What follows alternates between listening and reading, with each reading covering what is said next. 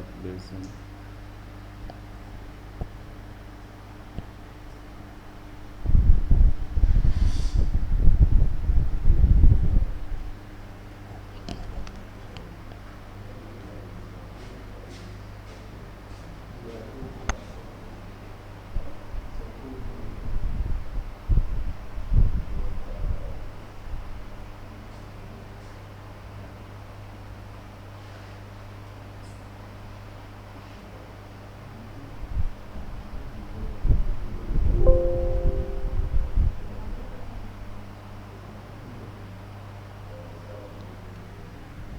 Okay.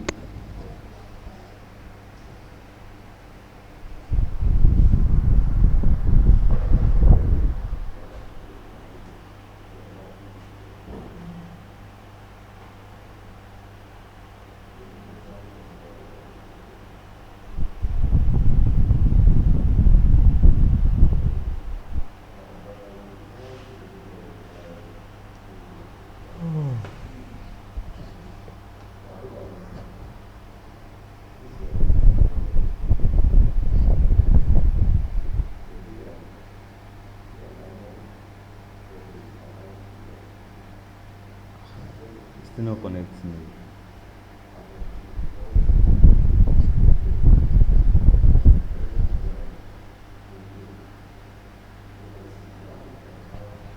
How to get this HDMI? I don't know how to get HDMI converter.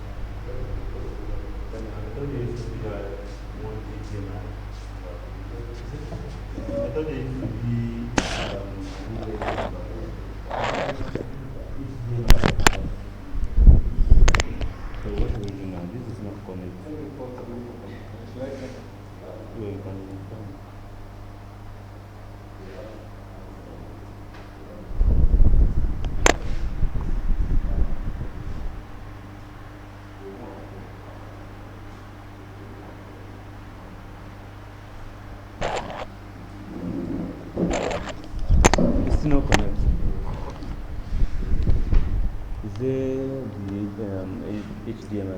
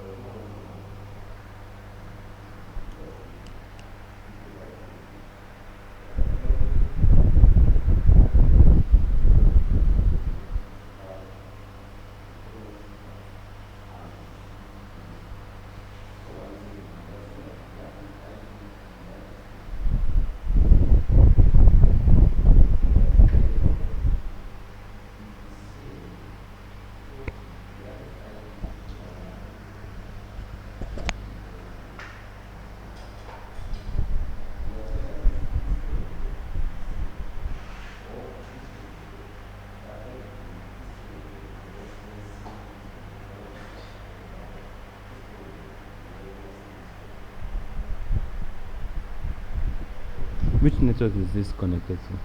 Which network is it connected to? I thought it's using Wi-Fi to connect. Okay. Okay.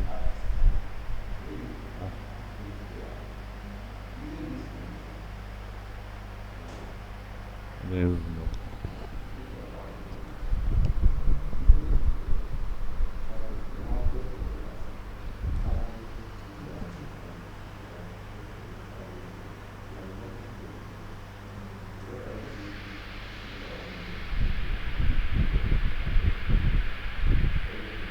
You can bring the one you brought the other time. Let's try.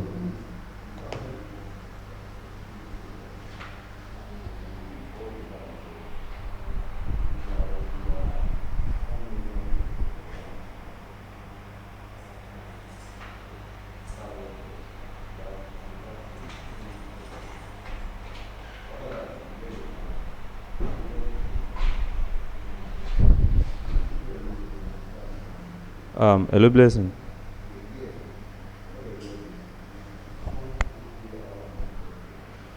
Hello.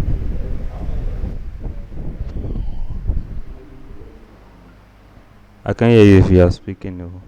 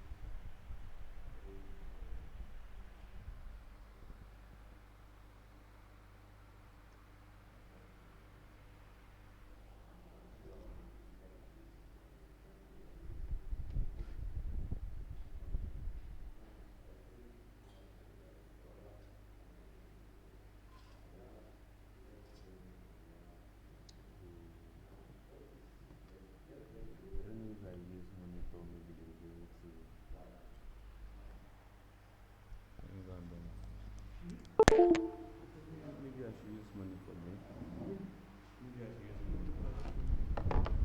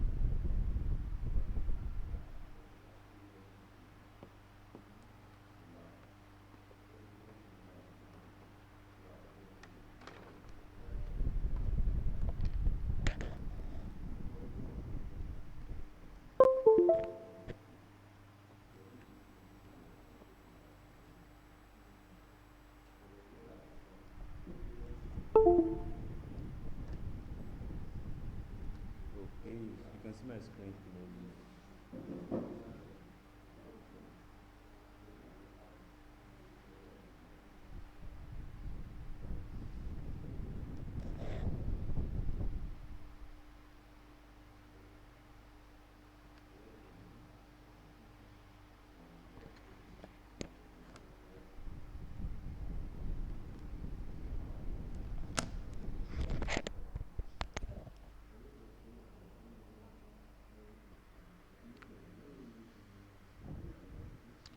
Hello, Blessing.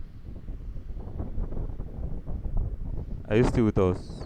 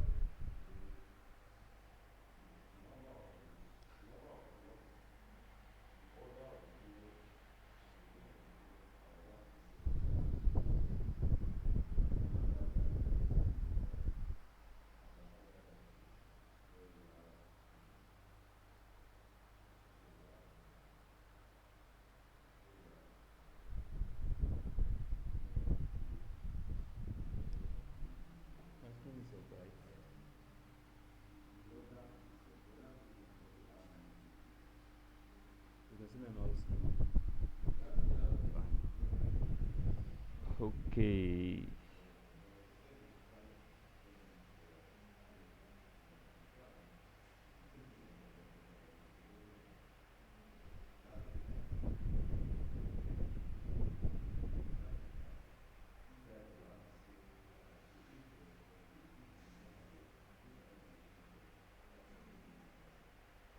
Okay. Uh, oh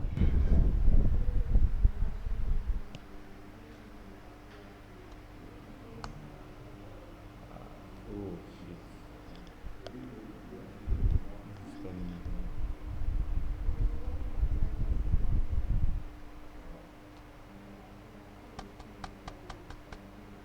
This is Android Studio, by the way, and which we will be using for Android development. You remember I mentioned that we have Android Studio for Android and Xcode for iOS. So this is Android Studio. Xcode.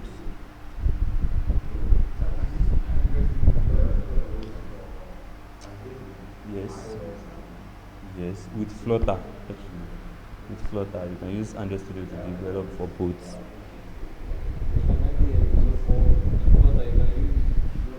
You can use Android Studio to develop for both iOS. Yes.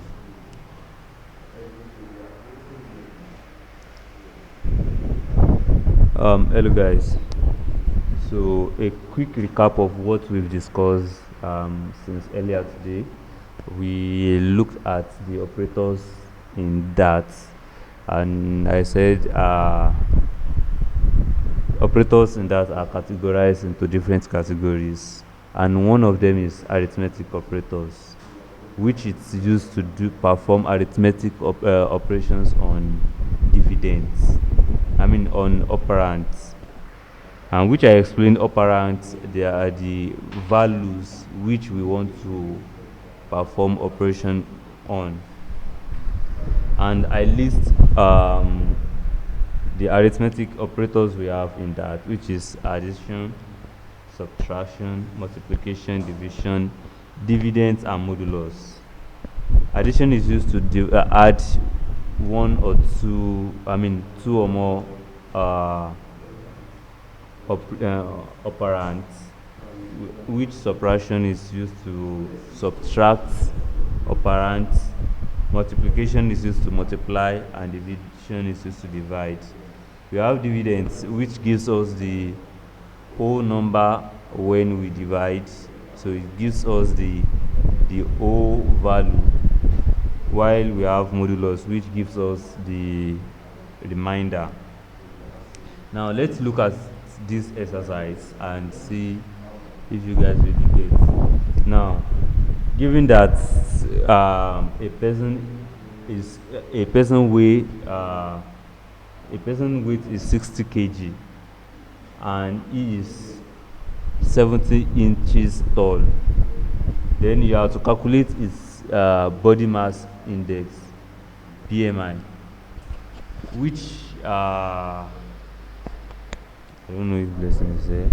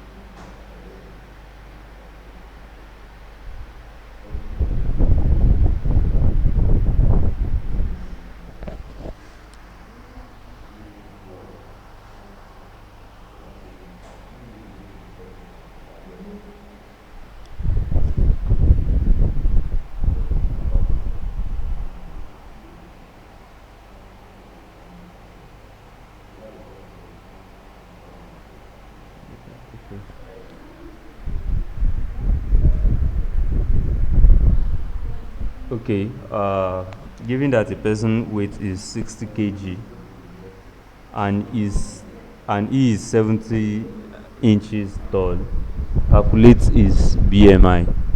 To calculate the BMI, does anyone know what BMI is?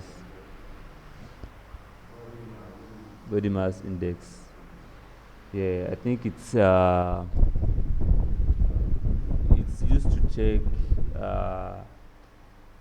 the person's height and weight. Yeah, it's used to check if I think it's used to see if the probability of getting obesity of a person. So it takes the weight and the height. I think they take age as well, but in this case, we are only given the weight and the height to calculate the BMI. And the formula to calculate BMI is weight divided by height square. That is BMI is equal to weight divided by height raised to power 2. So this is the formula to calculate the BMI. So can anyone come and solve? Can anyone solve this for me? Eh? No, that will waste our time. All right, let me just do it for you. So BMI will equal to, let's declare a variable called double B. Please let me know if you are not seeing my screen. So,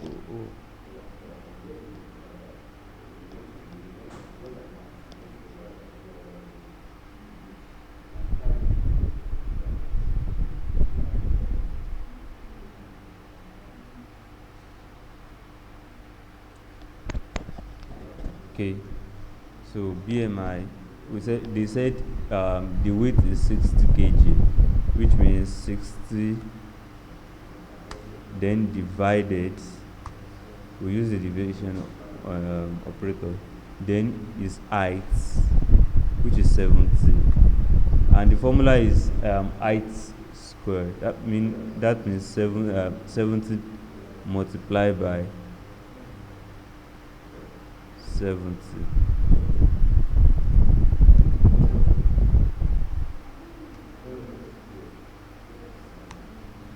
Now this will, when we print, let's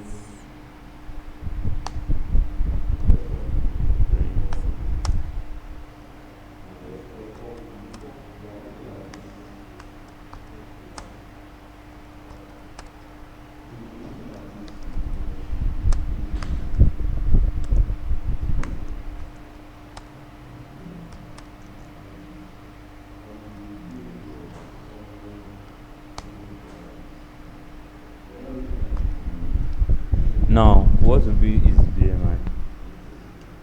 Let's see that.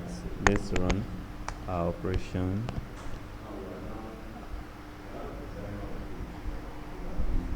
So his BMI is 60. However, there is something here. There's an issue here. In body mass, you know, it will calculate. Yeah, so that can result to an issue in your mathematical expression, right? So let's do it like this. Instead of multiplying this, we can create a variable to do this multiplication later separately, and then we divide it. That's one way.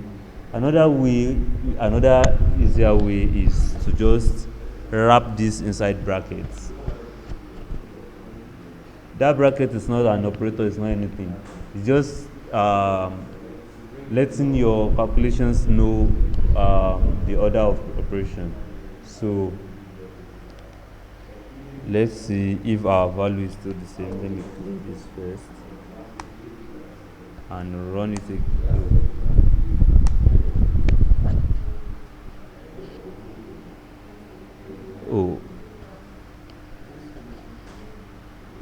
not the same. We are having an issue here now.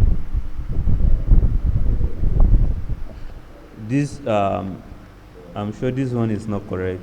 The second one after we put the brackets.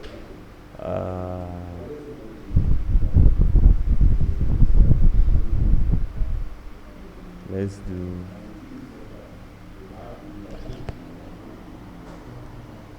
Let's declare a variable. Say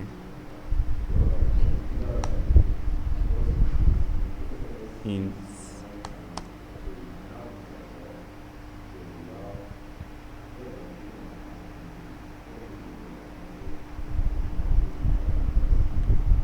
height is equal to 70 multiplied by 70.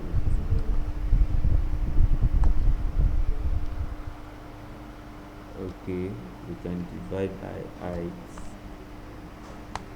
and even at the is we will still have 0.1. You said? Yeah, I understand the real answer is 60.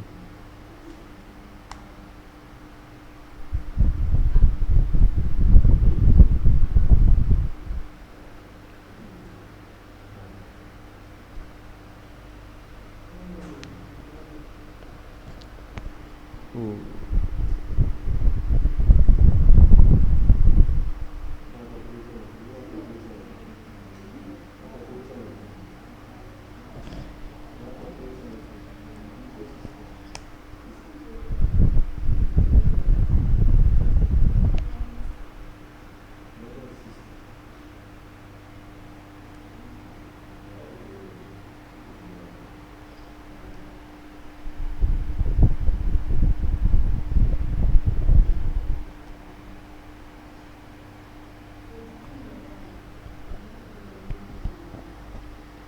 Let's do it again.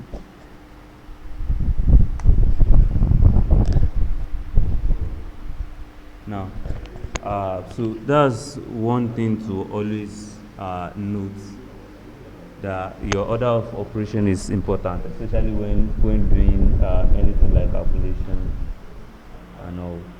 Okay, this, for example, let's say this is a fintech application, and we want to calculate the amount.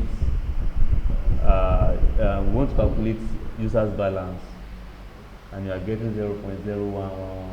You know, that's an issue. So you have to understand the order of operation. Let's look for let's take another exercise. I want to now let's say they give us someone's age. Let's say age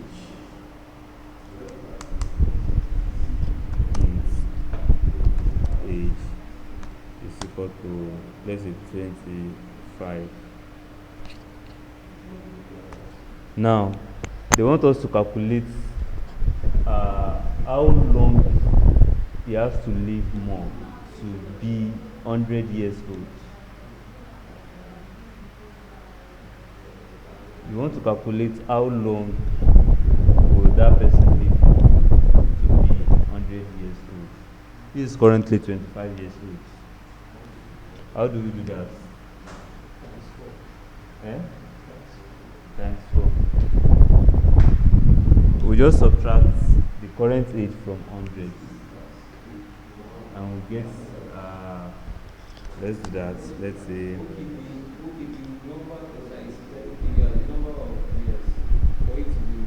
for it to be 100.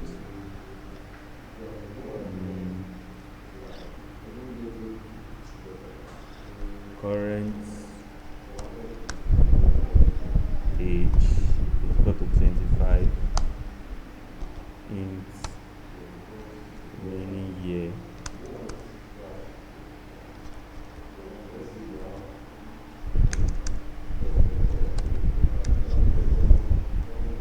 Yes, is equal to 25. 75 minus 1, I mean age minus 100. Okay, current age.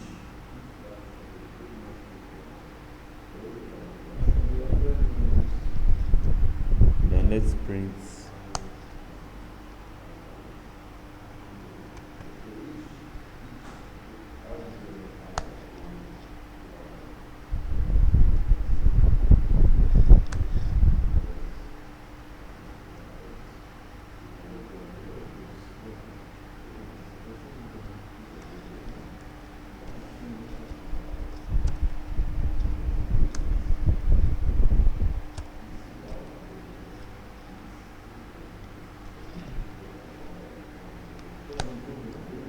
okay, so if you calculate the remaining year, the answer should be 75. Am I correct? Yes, so he has to live 75 more years to be 100 years old. Now, let me introduce you to a concept called user inputs, where you can accept user inputs and take. You have a question?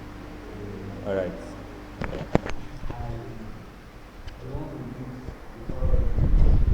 The BMI one. You said? I can't hear you clearly.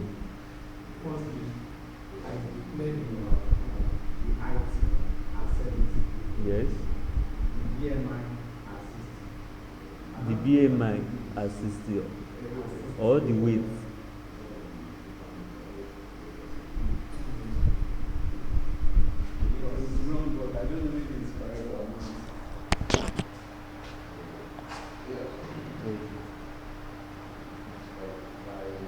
You want to calculate the weight.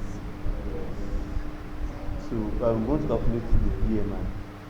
So the weight, this is going to be weight, and this is going to be BMI. The result is the result is BMI. So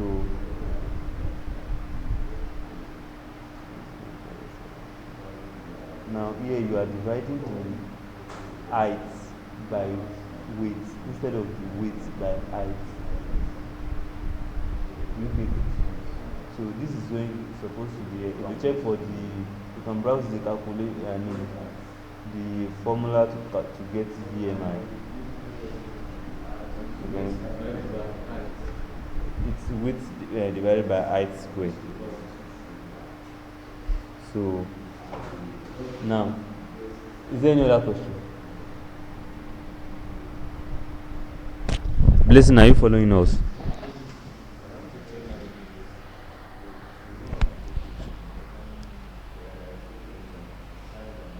Do you have any question? I can hear you if you are speaking. Listen.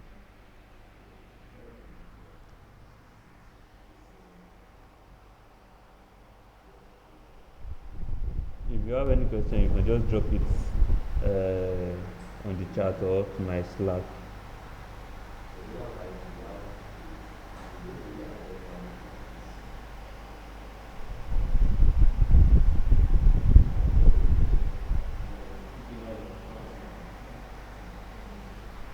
Yeah? Okay.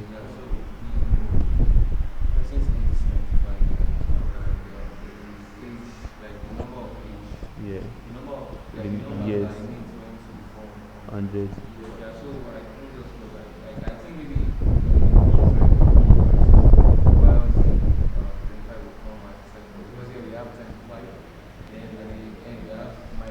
If you want to calculate the remaining years, which it has to be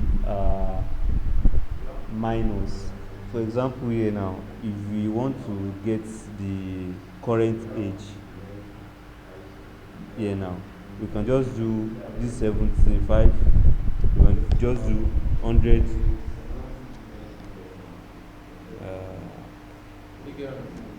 I get what you're saying, that you are thinking that this it should be positive.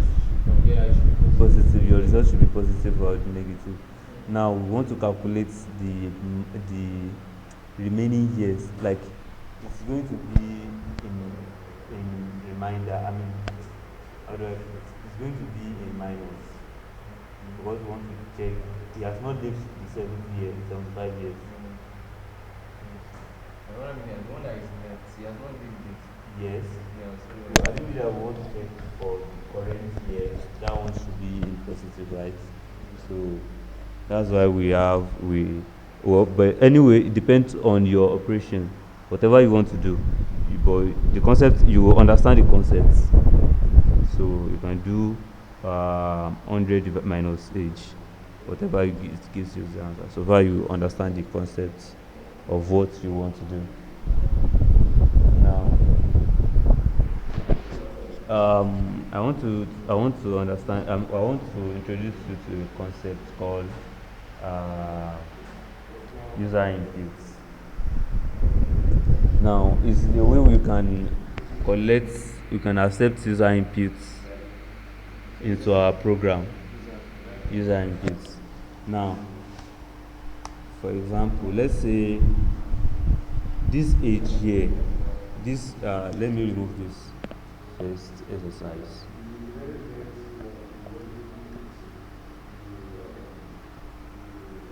Do you need to copy to? Have you all right this one? You've noted this one. The one I highlighted. Don't worry. Let's just continue. Now. Let's say this current age. We want everyone to put in.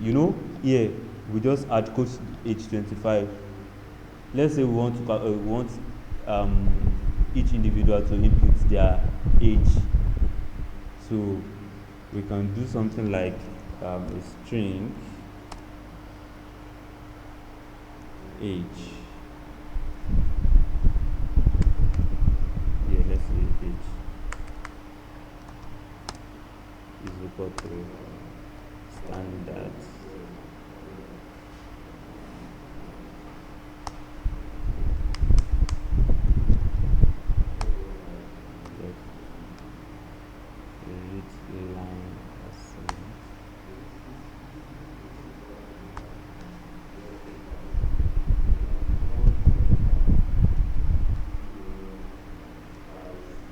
now I want you to understand something here. Can anyone tell me the data type of this age? This age variable. What's the data type? This age variable, the variable we create on line 28. What's the data type? Yeah, the data type is nullable string. Nullable string. Yeah, you can see the question mark behind the string, right? And you understand what nullable means. Now, and the reason here is because we want to accept user input. We don't know what the user can do. They can press enter without input anything. Yeah, right? So, and also the return type of this function. This is a function that gets users input. The return type is a string. Now, age, we want to accept the age. Age should be a number, right? So that we can do our calculations on it. How do we convert from string to integer? So you can do here, like you can now do age is equal to you cannot do age. Let's see.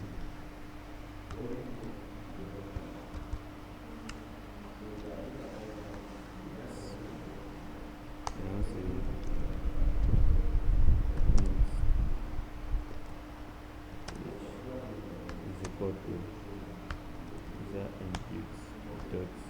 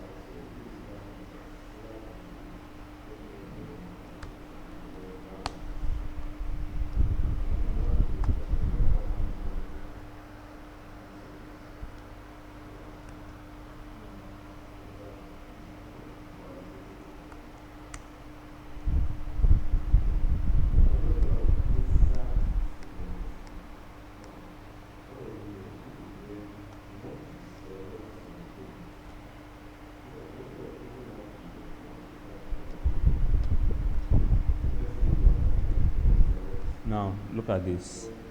We want to convert from string to an integer. You remember in our last class we mentioned that there are method calls on data type. One of the method call on integer is pass, and there is try pass. Let me use pass first so you understand what try pass does.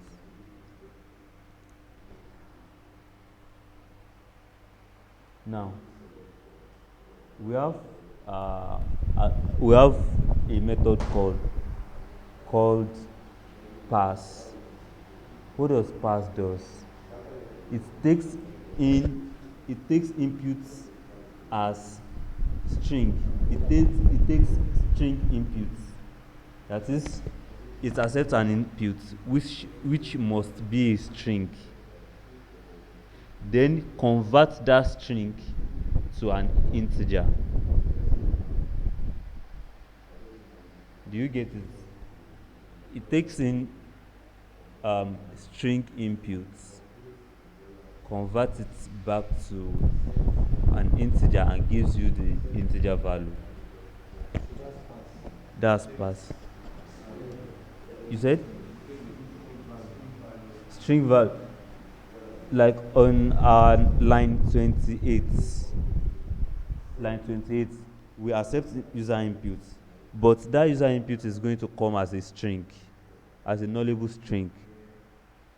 But on line 29, we want to convert that nullable string to an integer.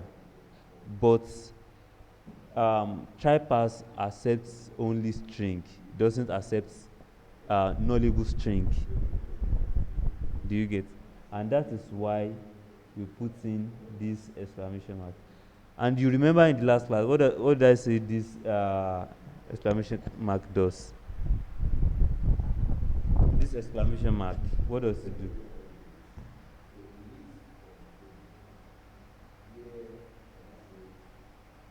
You have used it to chop during the weekend.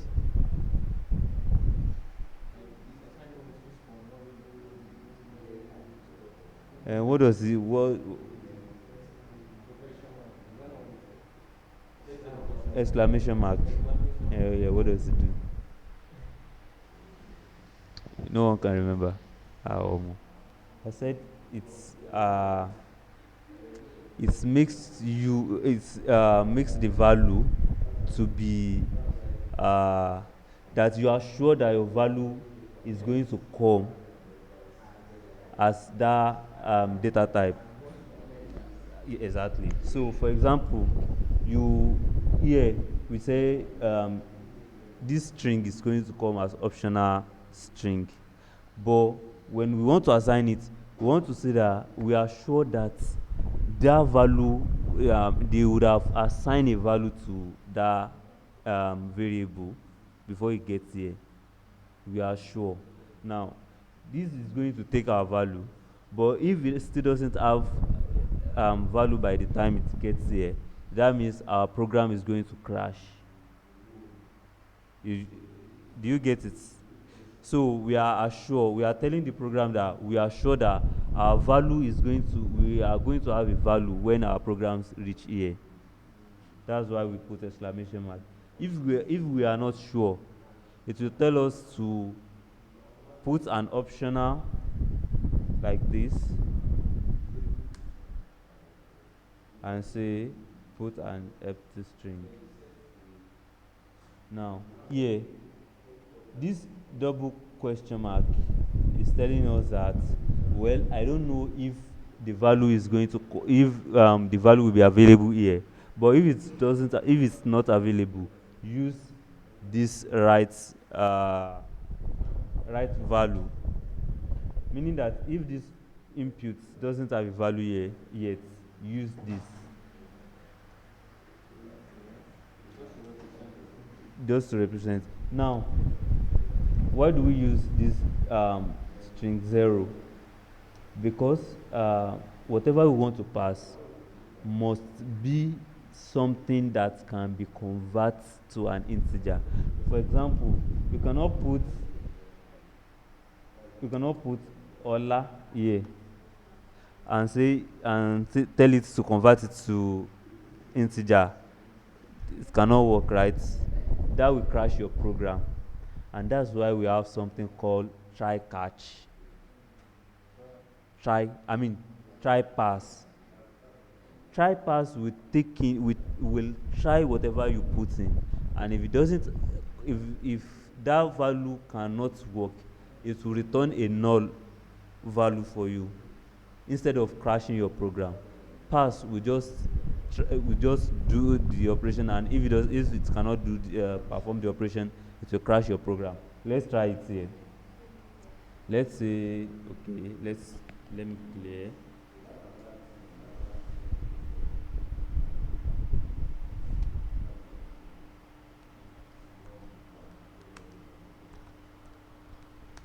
Blessing, are you following? Please let me know if there's any question.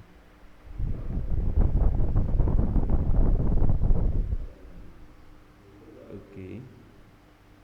Now let's write an instruction so that we know that our program is there. Let's say print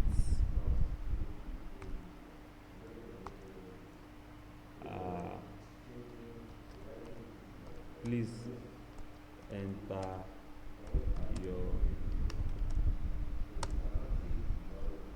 age.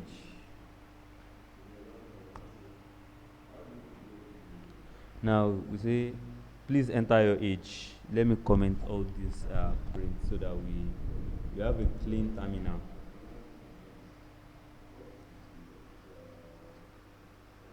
Now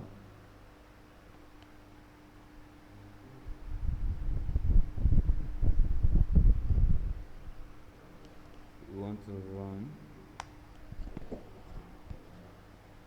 Now remember, your program runs from top to down, so meaning that it will first print please enter your age, then the next line, and that's what we have here. We have please enter your age, then it gives us this cursor to input whatever we want to input. Do you get? Now let's say we input 23, and when we run, okay, instead of current age, let's say we assign current age to age. Now let's say the input 28. Let me clear. Let's do that again.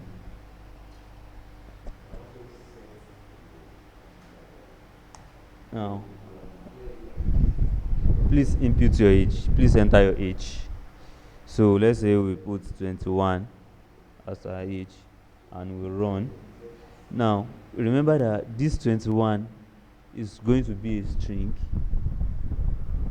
and on line 30 is going to convert the string to integer, and once it gets to integer, we assign the age int to the current age, and then we perform this calculation on the current age, and we print the value. Do you get? You did not get it? Now on line, okay, let me see if I put a debugger, if it's going to pause. Let me play again.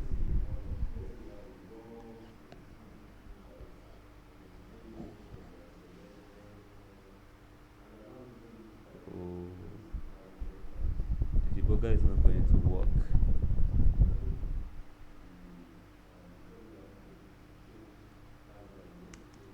Oh, by the way, let's continue. Let's say on line 28, we print just normal prints. Just print what is your age. Does everybody understand the line 28, where we are just telling the user instruction to enter their age? Do you get? We just print it. Are you getting it? You are not getting it. Okay, listen. Now, print. What does print function do? Okay. it's from that pass you are not getting it. Okay. But we all understand that print, what print does is you only take input and print it to the console, right? Okay, fine. Then we have line 29, which we take what this function. Just forget everything you see here. Just know that string is your data type.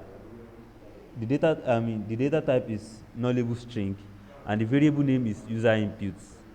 Forget this standard read line stuff. It's just a function, just like print, that is used to collect user inputs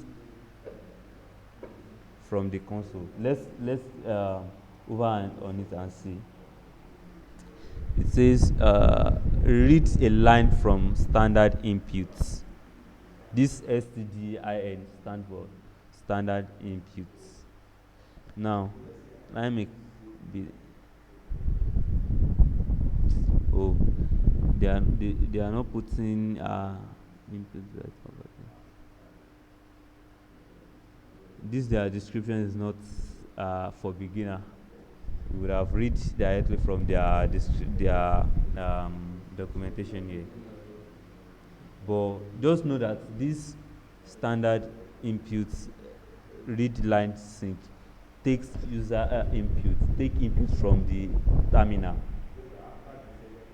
It takes input from the terminal. Do you get? Now, you said it's not the one that is printed. The one user wants to enter. It takes input from user and put it in our program. But let me move on it again. If you see this, let me put.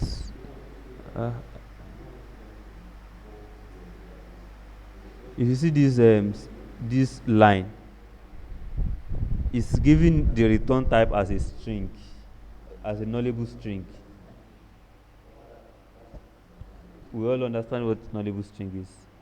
Now, this standard read line is returning a value to us as a string. Okay, let's say we don't know what type of value is going to return for us. Let's just put var. Are we okay now? It gives us var, or we can even say fine now.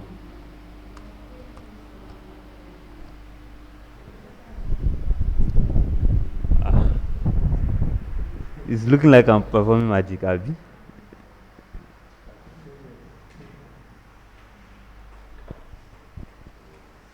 Oh. Okay, let me come again. This read line, we all accept that it just takes user inputs. Whatever, when this, if you look at the console, you can see this white cursor that is showing. That is read line, standard read line that is showing. That is telling us to input whatever we want to input. So whatever we input here, we can even input text. We can input numbers, anything. However, it's going to take whatever we input as a string, because we don't know what user wants to input. They can input anything, so it's going to take it as a string input. But now, that string input, we want to convert it to an integer, since what we need on our end is an integer. Okay, instead of that, instead of doing this, let's do something else. Let's say I want to print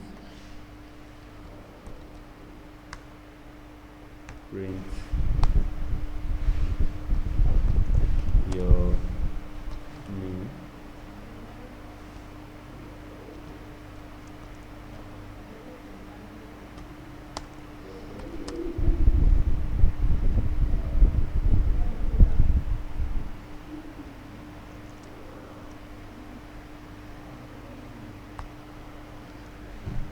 Okay, now look at this operation now. Maybe you are writing a program, let's say you are writing a program and you want your friends to input their name so that you can print it to console. Now you have the instruction. You give them your application. Let me close this one and clear. Now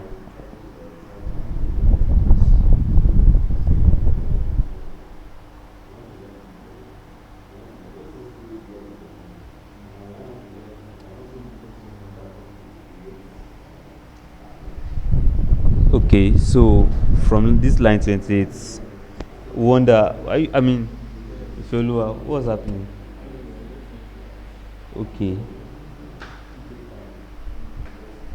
Now, we print an instruction. Let's just say this line 28 is just an instruction. And tell your friends to input their name. Okay. So, after they see the instruction, what's the next thing? They perform whatever instruction that you ask them.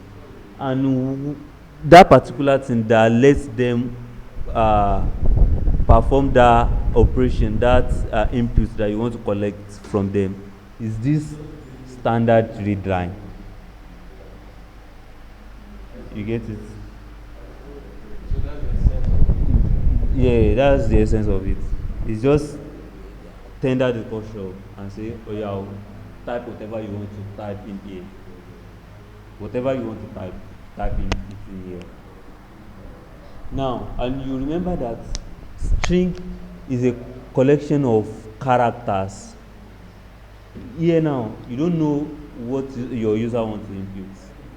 They can input whatever characters they wish. Right? So that's why this will return string. But there's another issue. What if they did not input anything? Then that means that string should be nullable string. That's when your value is null. We all understand what null is and when a string is nullable. So meaning that whatever the user input is, it can be a string, it can be a nullable string. Okay, let's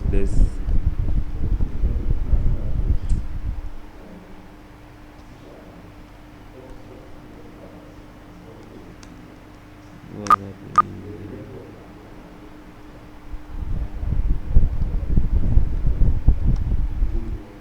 Okay.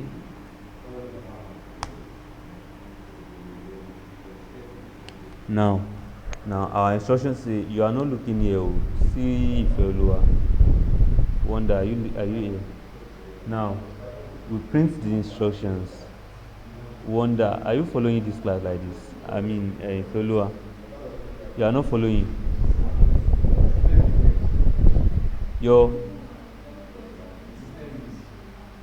Don't worry about your system for now. Once you get this, you can replicate the exercise yourself. Just understand this first. Okay, now this instruction, you remember your code runs from top to down, right? Now the first one has run, and that's why we have please enter your name. The second one, which is line 29, is what we currently have, and it's waiting for us to enter something, then press enter for it to work. Now let's say your user doesn't input anything and press enter.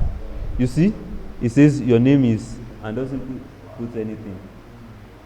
And what if we just take that input and do our calculation on it?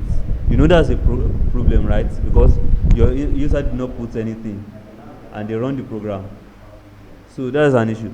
That's why the, string input line, I mean read line will tell us that this return type will be a string, and it's a nullable string, because sometimes your user might not input anything.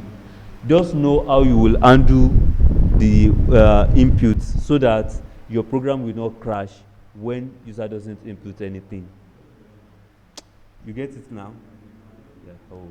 So that's why, and there is something called async in programming. Async await. You don't need to worry about it yet. Async await is just let your program know when to wait and when to continue. So the sync you are saying here is what lets the program wait when user have not input anything. We'll get back to async programming later in this course. Now let's play and run the program again. Now it says enter your name. Okay. Now let's say we input Ifeoluwa. Now you input your name.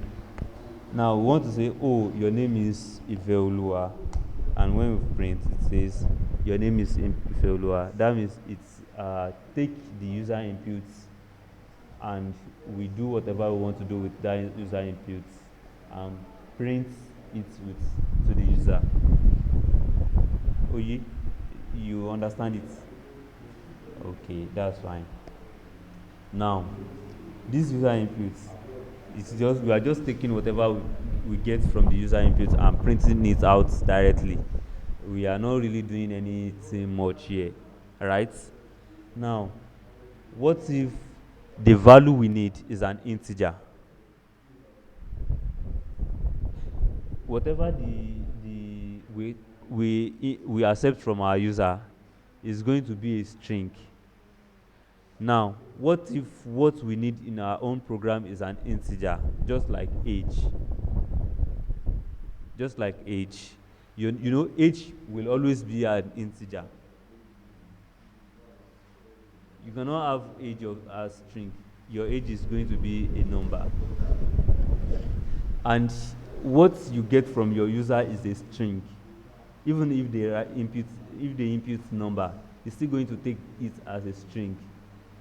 Now, we on our own end, we have to convert that string to a number. So that's where we have int pass, int.pass, and int try pass. Now, int pass is when we are certain that our value will not be null. Maybe when you compile your program and give this to your friend, you trust your friend enough that they will not press enter until they input something. And you are certain, you know that your friend trusts you. That's when you can use pass. But how many developers trust their users? When you are writing any program as a software developer, you don't trust your customer. You don't trust them, because if you do that, it will be a big issue on your end. So you have to undo every case. The case maybe they input a string as an integer. The case maybe they did not input anything. The case maybe, so you have to consider all the case and undo it. That's the only way your program will not crash. And even to know something, if you compile your program, you give it to your user, and you give them the instruction how to use it, and after they use it, they did not follow the instruction, they do it wrongly, they will still blame you, the developer, that you are not good enough, you are not. That's why you have to undo all case as a developer.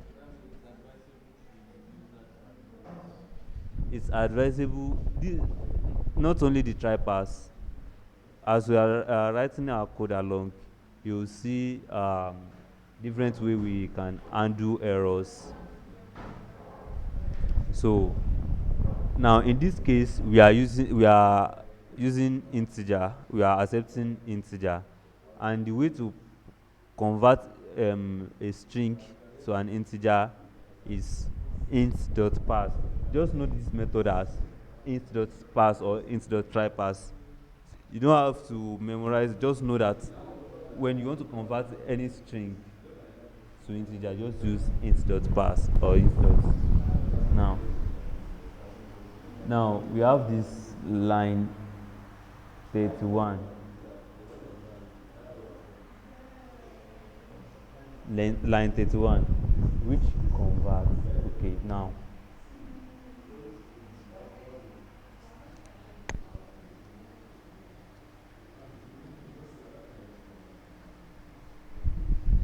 let's replicate something that will crash our code. That will crash our code. You say? Yeah, I'll copy. I will screenshot it to you. Now let's do something that will crash our code. Let's run this. Oh, let me clear first.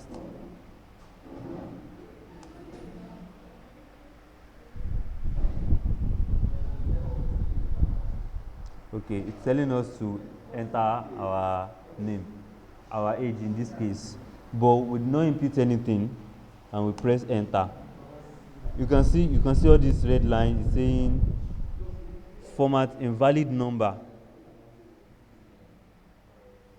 and it prints all these descriptions for us to know that when you see this thing, normally it's supposed to be in a red line. When you see red line, you know that that's an error. Red line is developer's nightmare. Let me try and run it. This one is not working, Jerry. So now the user did not input anything. That's why our program crashed. Okay, what if we want to undo it so that even if they did not input anything, we still want our program to run fine? Now, that's when we have this hola here. But hola is not an integer. It's not something that can be converted to integer. So that's why it still crashed our program, because if you want it to convert it, it has to be something that can be an integer. For example, 0. If you put 0 inside a string, 0 can be converted to an integer, right? Now let's run the same program. Let me clear this first.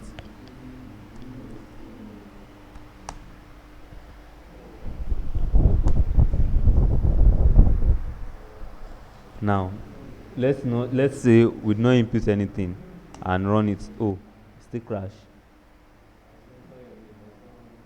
You said? Yeah, I'm coming.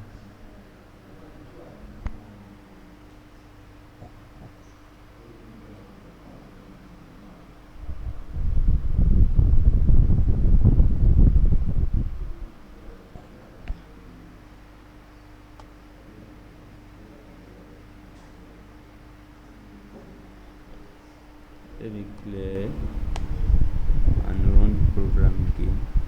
If this is null, then it should. I'm coming. In fact, 0 should work. What's the issue?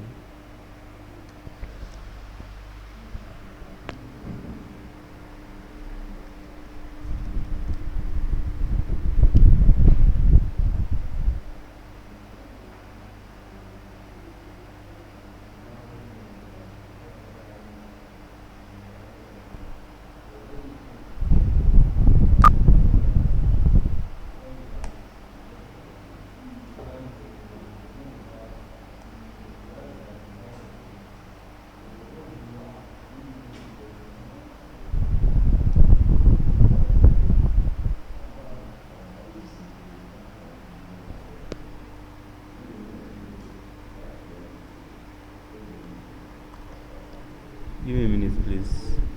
I want to see why this thing is crashing.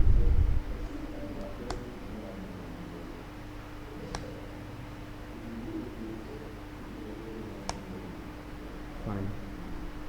Okay. Meaning that line 21.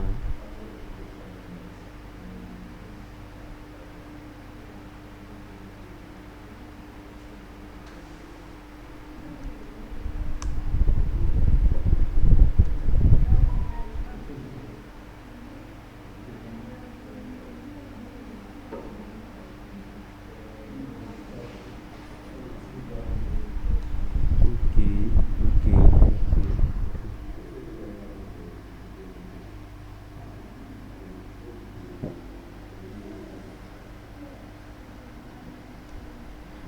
Now, the reason why it's crashing is because this is coming as an empty string instead of being null. It's coming as an empty string. Empty string, it says that just double quotes without anything inside. That's an empty string. So when value is empty string, it's still a string. But when it's null, it has to be null. That is nothing. For example, here now, let's say this age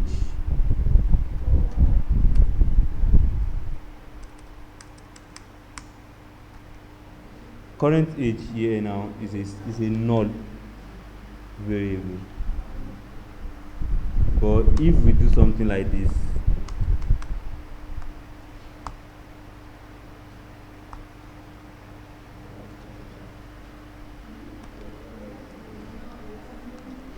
it's an empty string like this. It's an empty string like this. But when we remove all this like this, or when we do something like this, this is when it becomes null. You get it?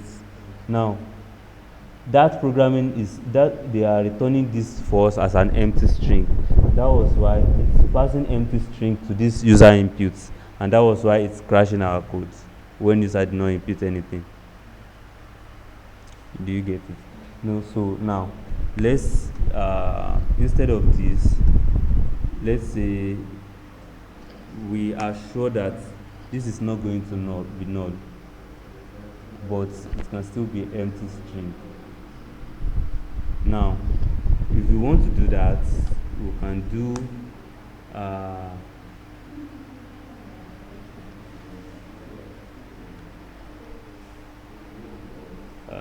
string. Let's assign it any variable. Let's say a is equal to. Are you following, guys? If now let's say we want to declare another variable and say user inputs dot is empty, then we want to say 0.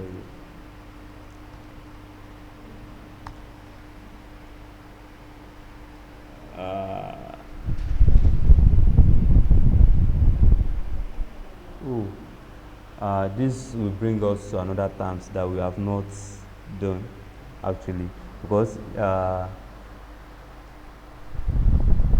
you know what, let's just remove this one and use try pass to be safe here.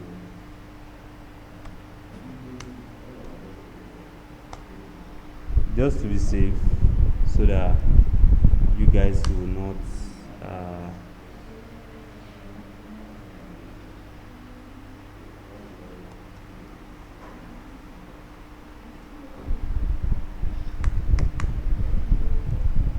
we'll still take a look at it later when we are doing conditional operator. Yes, because we'll still do a conditional operator.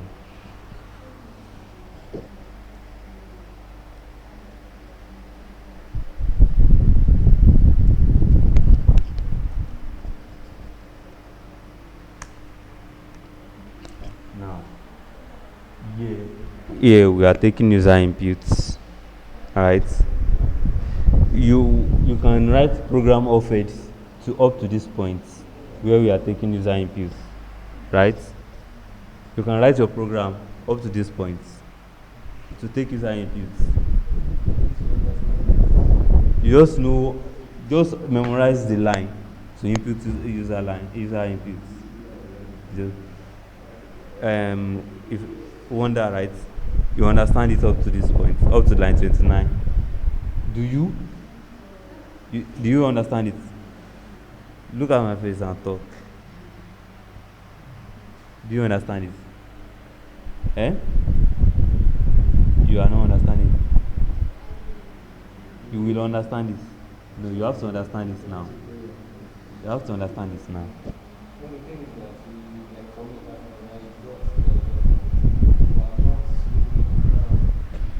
Yeah. I understand you. Just know that you can take user inputs, and the way to take user inputs is standard read line. Read line stdin dot read line sync. Just the way just what you are seeing on your screen. This.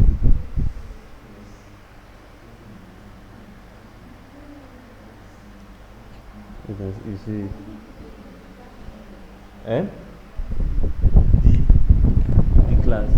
Yeah, I will send this to your classroom. You said? The video, okay. Yeah, once the editing is ready, I can.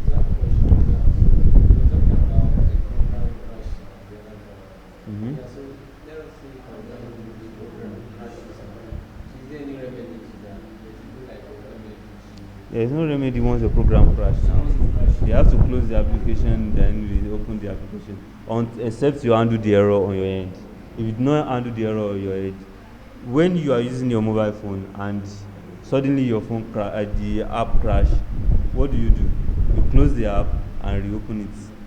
So that's the only thing.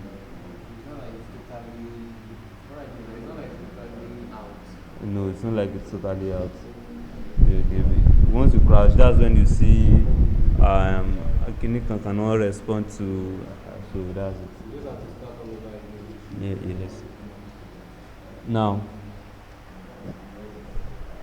so let's say you take user inputs, then we want to convert that user inputs to string.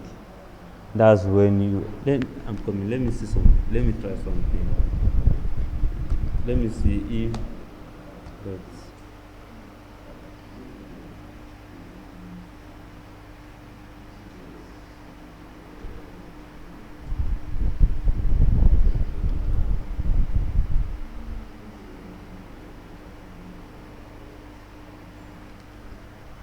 okay.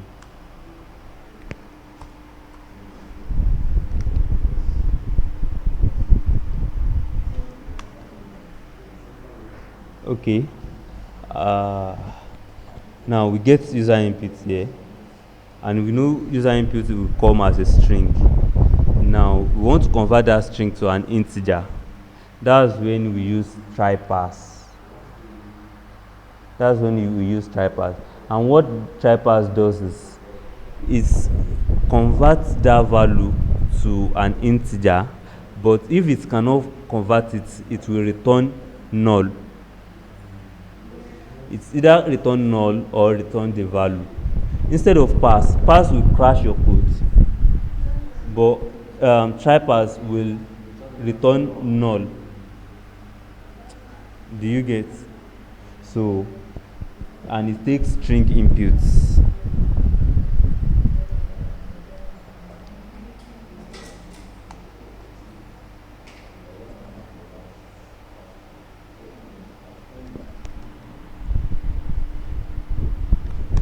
Now, let's run this and say enter your age. I will give you exercise so that you understand this thing very well. When you practice with it, I'm sure you will get it.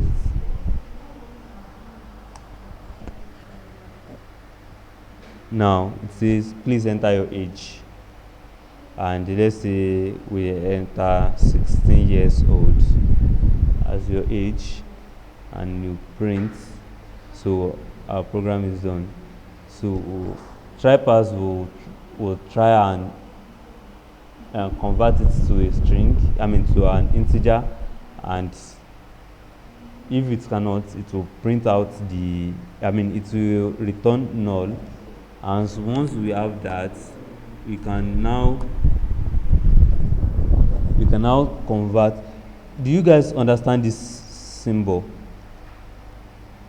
this operator?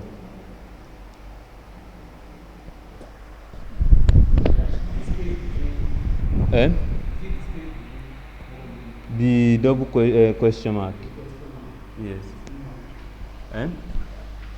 You said null. Yes, it's double. It no. A value. We use it in our last class. So let me see. Okay, we use it here when we divide tab. In fact, you use it, blessing. You used it because I remember you are the one that gave us this example. Were you not the one that gave us this example last class? There's other blessing here, not you.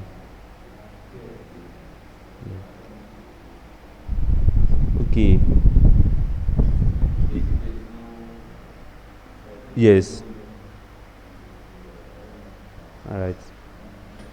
Okay. So you guys do not remember what this operator does? Eh? Say whatever you want to say. Oh, yeah, ask. You said you want to ask something. I can hear you.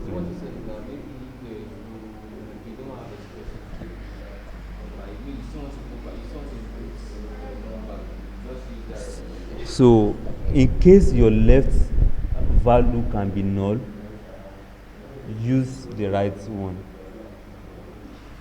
Like this is telling, in case we create a variable current age, we want to assign a value to it.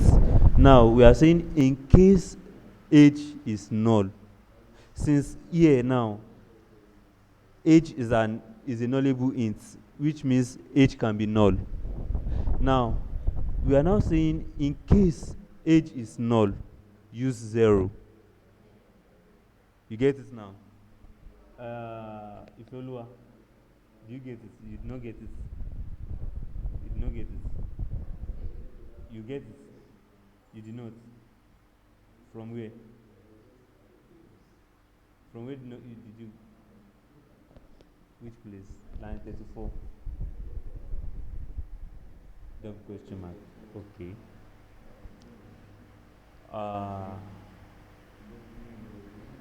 I said, yeah. When we convert this string to an integer, the value is going to return for us either going to be a real value or a null. And when we create a new variable on line 34, which is current age, now we want to say the current age is equal to age. But if current age is equal to null, if age is equal to null, current age should be equal to 0. More like you are saying, if Taiwo did not come, call Kinde. So that's what this operator does. This operator. This is another type of another example of operator, right? Is an operator. So it's just saying if age is null, use 0. That is, if age is equal to age is null, current age should be equal to 0. Is that clear now? Now, meaning that we know that certainly current age cannot be null. Age can be null, but current age cannot be null, right? So now, and we cannot perform any operation on null value. That's why we have to make sure current age must not be null. You get this? Now that we get current age as a real value, we can now operate on that current age. We can do current age minus 100, which will give us real value. Let's do that now, and please enter your age. Let's say I'm 67, and I enter. It's remaining 33 years for me to be 100. Is that clear? Let's look at another exercise.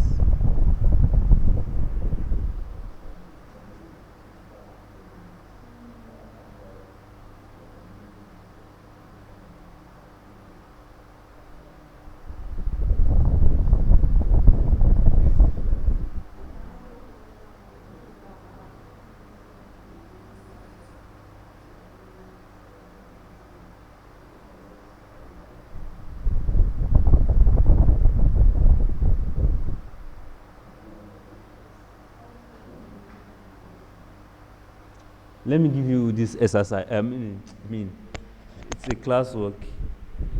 This is another term. Okay, don't let me introduce another term until we understand this one very well. Let's try another example. You want to accept user inputs. Now, that one too is going to. We are going to work on if, and we've not done anything on if statements, conditional statements.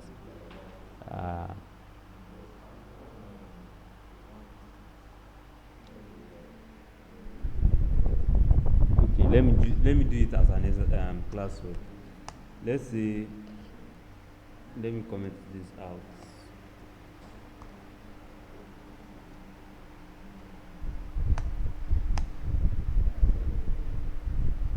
Print, please enter a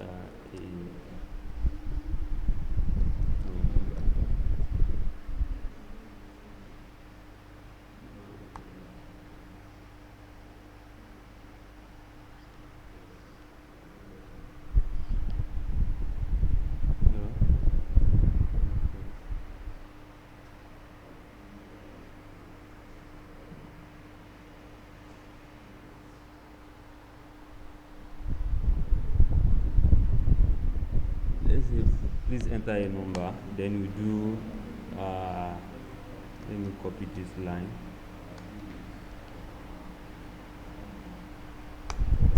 Can anyone tell me why I use final here? You said? Because we are not changing it, because the value cannot change. The value cannot change. But why can't we use, okay, let me try and use const. Why is it complaining? Why is it complaining when I use const? You know, final and const, they basically do the same thing, that we cannot reassign their value. Why is it complaining of a const here? Because a constant value must be available immediately. Immediately you declare the variable, you must have the constant value. However, this program is depending on something. It's depending on users' inputs to know the value of to know the value of the variable. That's why we cannot use constants. Constants must be something that is available immediately. Yeah, so that's why we have to use final. Final can still accept something that is still coming since the value is not going to change. Now, enter a number. Now, what we want to do here is we want to check if that number is odd number or a variable number. Or even number. You know, we have you remember the last class where we have a function, a method code that we can just put the number dot is even, that is going to print if the number is even for us, that is going to print either true or false. You guys have forgot. We did something like this. Let's say int a is equal to 3. We do something like a dot is even. Have you not do something like this? We did actually. So we want to replicate this thing ourselves. We want to check if a value is a string, or is it an even number or a odd number. Let's go ahead. We don't know whatever value user want to input. Now, whatever they input, we want to try and convert it to an integer. Where is it? Where is the line?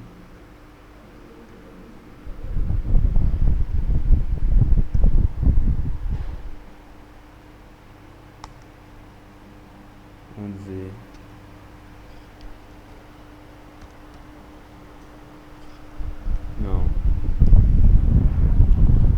We take user inputs, say input, we convert it to nullable integer, right? Now we want to say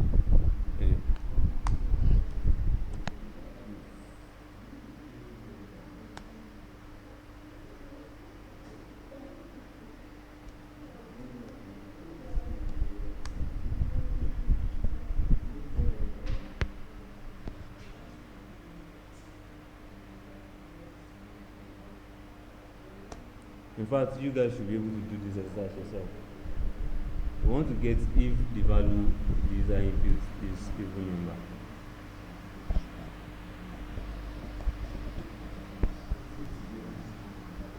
Okay,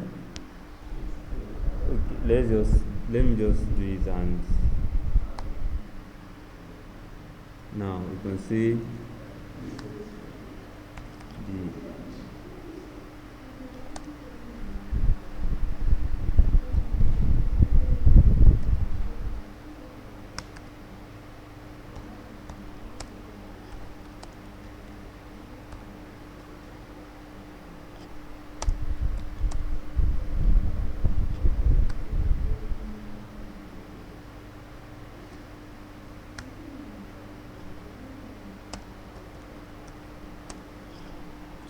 and let's print either true or false here.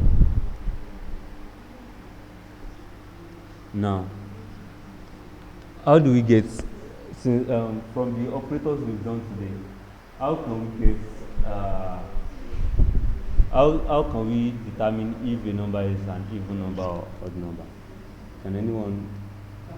We've done out of all the operators we've checked on today, we can use one to get if a number is even number or odd number. Can anyone tell me which one? Even number or odd number? Dividend. Dividend is going to give you the whole number. We all know that even number is any number that we divided by 2 and doesn't have a reminder. We all know. And what can we use to get a reminder of any value? Which operator can we use? It's modulus. Modulus is used to get the reminder. Why dividend used to get the whole number, the quotient number. So now we want to check if a number is an even number or odd number. We would have to divide that number by 2 and get its we use modulo to get its reminder. and then we'll check if it's equal to 0 or not. Now let's see. User inputs.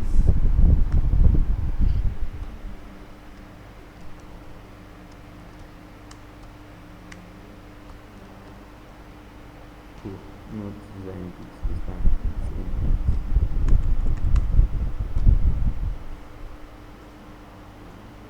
Inputs modulo 2.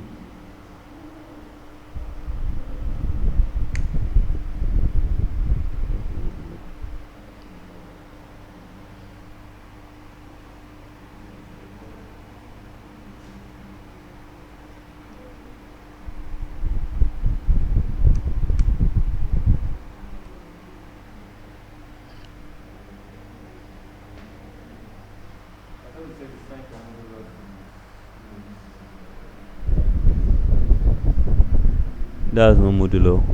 That's dividend. Yes. Did you not see where when I write it here? When I wrote it here.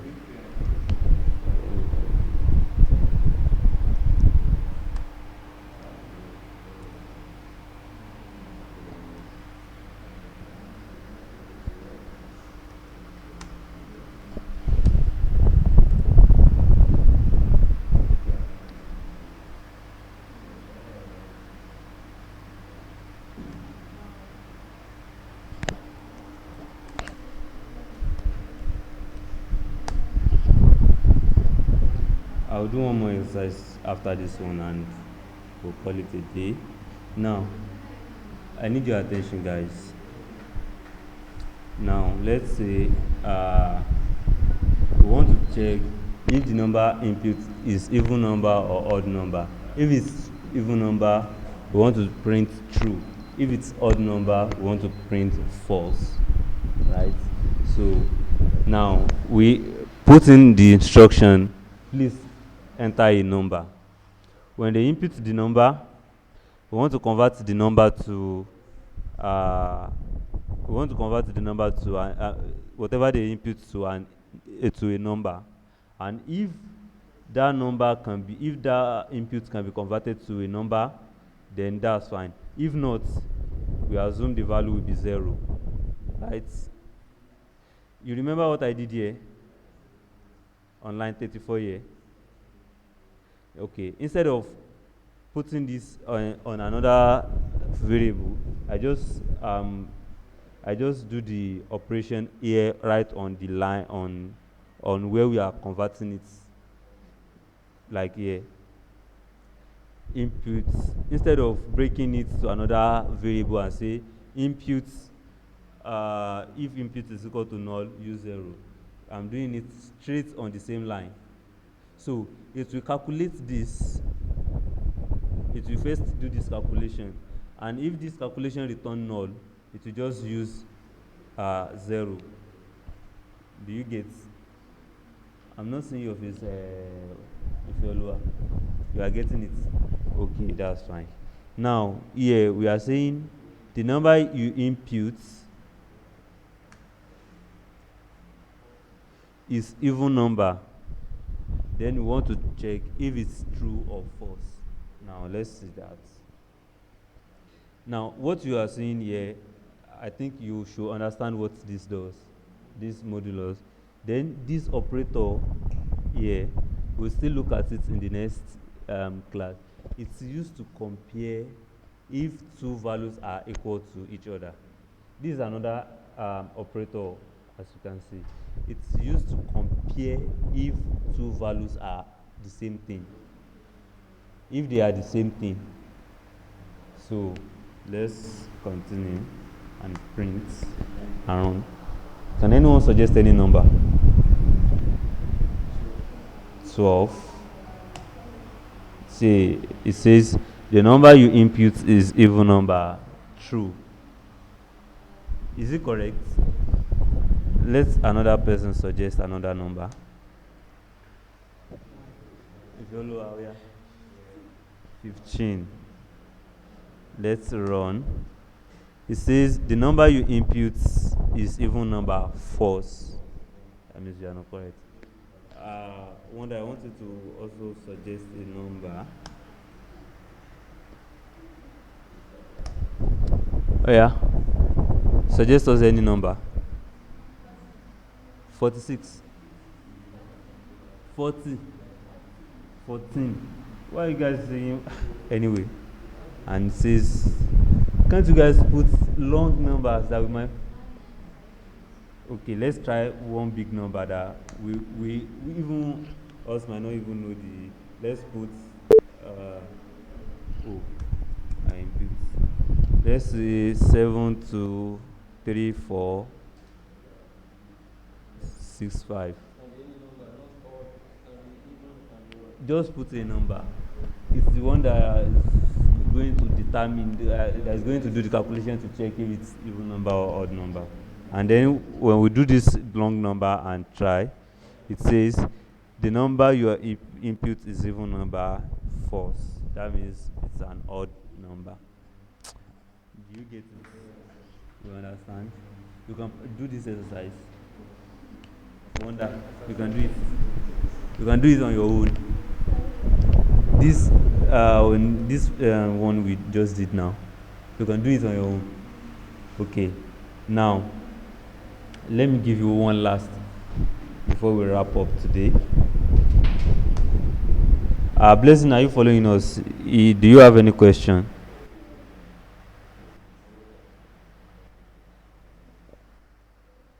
Blessing from online.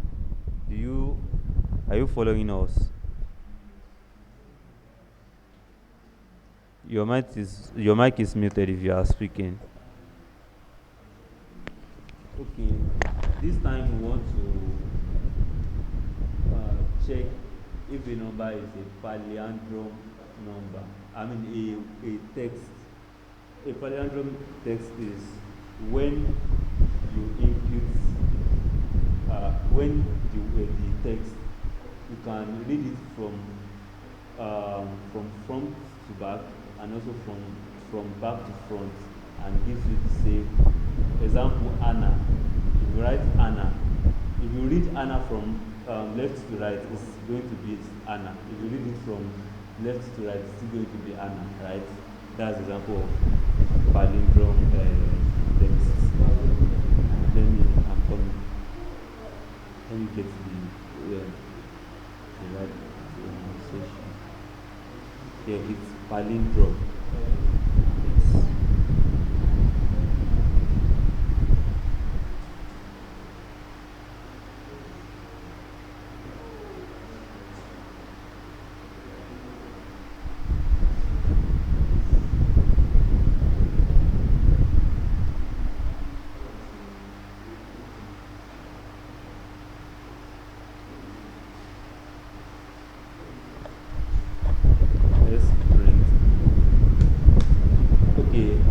Guys to guide me to writing this. So this is video. I want you guys to guide me. We want to accept a text from the user, a one word from the user. So how do we start?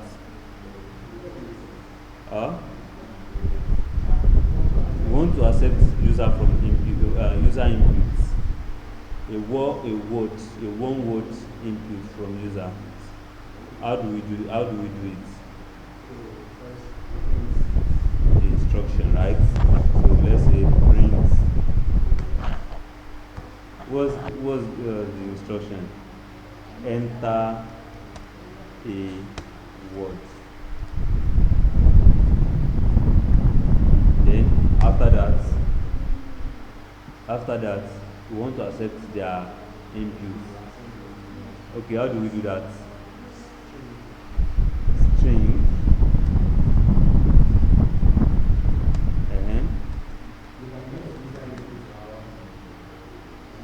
Any variable, right? String. Variable name, user input. You know, this user input is a variable name. You can use whatever you wish, right? Okay, user input. I'm just using user input so that anyone that sees the code can see that this is what user input. Then what is equal to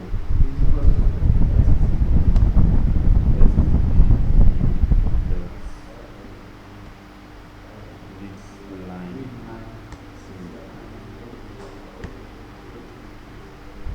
Now we are having an error here. Can anyone tell me what the issue is?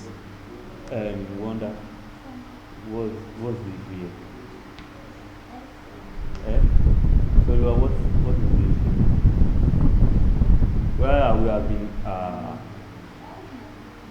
you said? Speak to me directly. I don't want you to talk to me. Where we have red line? Not yet. Why do you have red line?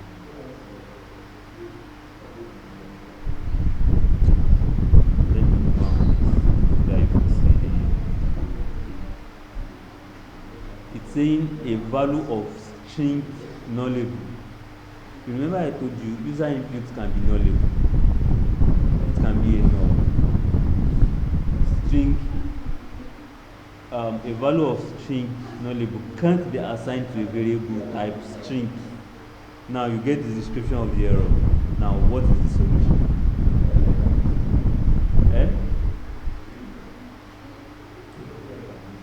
Talk now. I'm not going to buy it if you answer. Just see what's there. What's the solution here? You get the issue that it's saying a value of nullable string can be assigned to a string. So how do we solve that?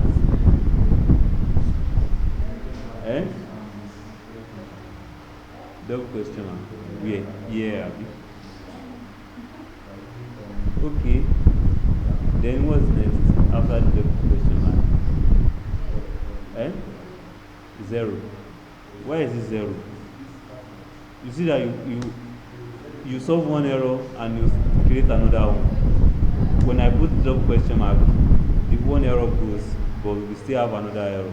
But when I put 0, a new error comes up.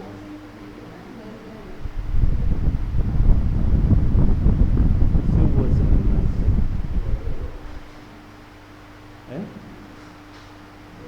I can't hear you.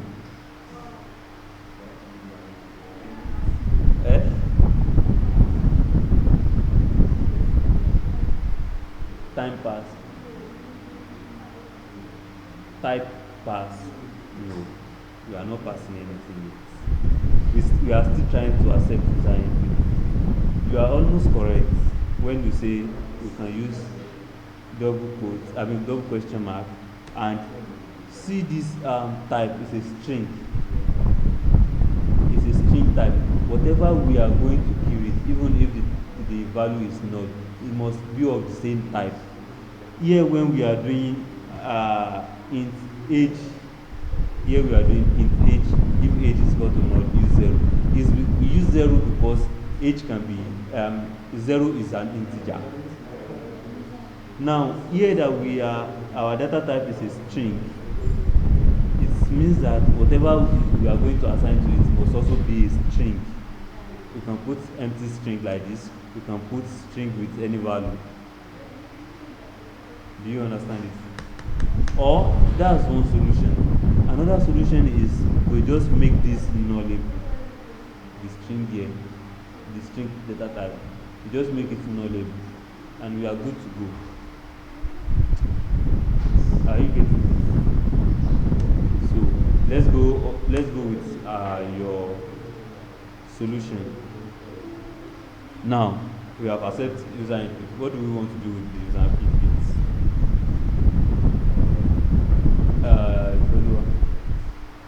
What do we want to do with this? We want to know if the number is a palindrome number.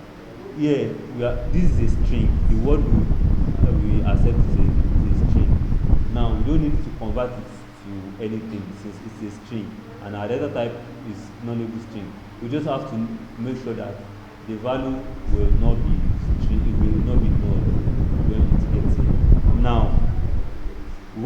check if a value is a palindrome word. What we will do is we'll say, let's create a new variable. Let's say final. Let's assign a to it. It can be anything, right? I'm just using a is equal to. Now, logically, in your own end, if you want to think, you have a value. You want to see if that value, if you read it from right, it will be the same thing. If you read it from left, it will be the same thing. How do you do it logically?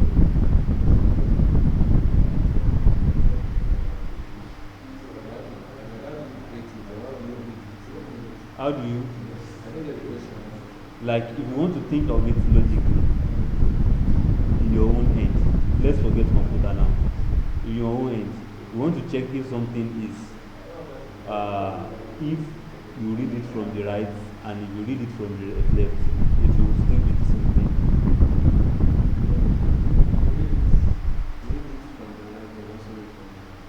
Yeah, that's how do you do it logically? If you want to think, let's think now. If you want to think, I want to do this thing. How do I do it? You write it from the back, correct? You bring that value, you write it from the back. You will now compare what you write from the back. Is it correct? Is it the same thing with what you write when you the original value? Is it correct with the original value? Okay, let's say user input string. Now you can see user input dot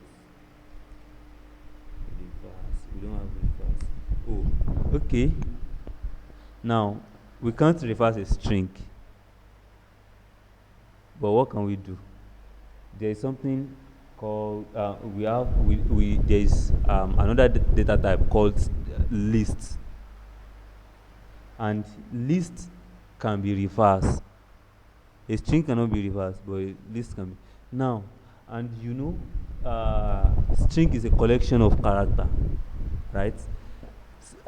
List is a collection of data, right? Get this right. List is a collection of data, or collection of value of the same data type.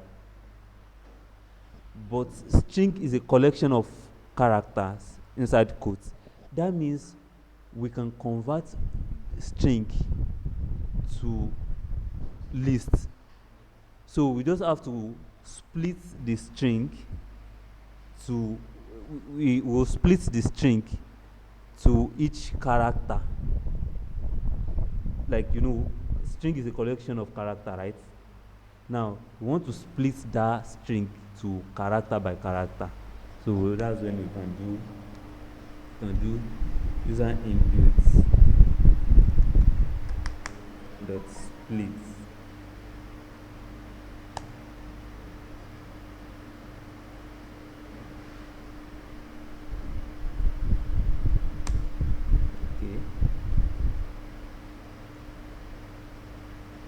Now we can split and join. Oh, not split, not join. Split, join.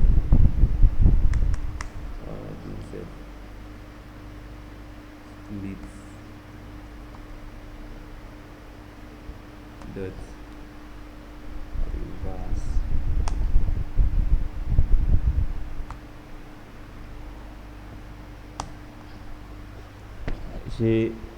Hope I'm not performing magic.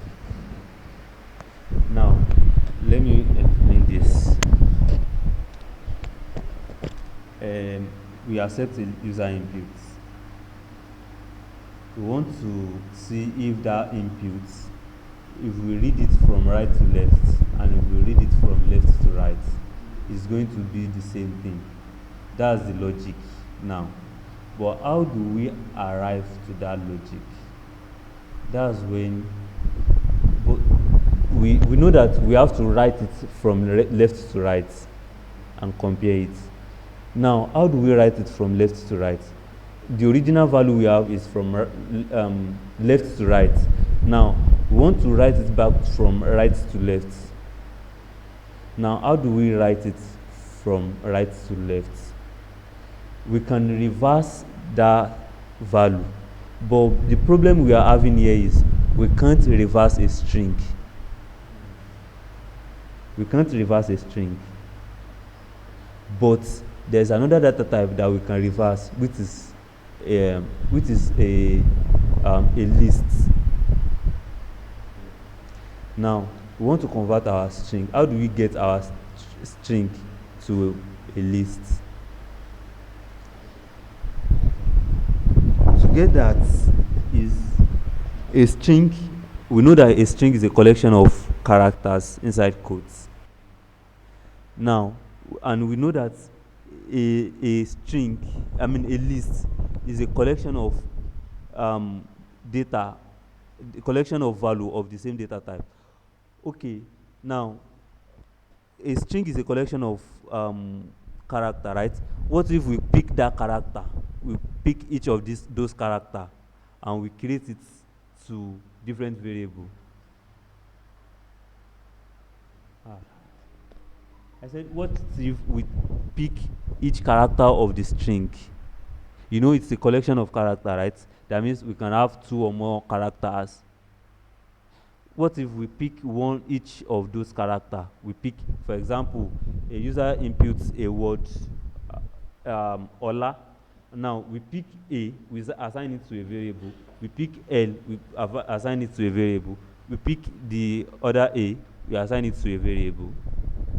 And thus, we have 3 variables like that, right?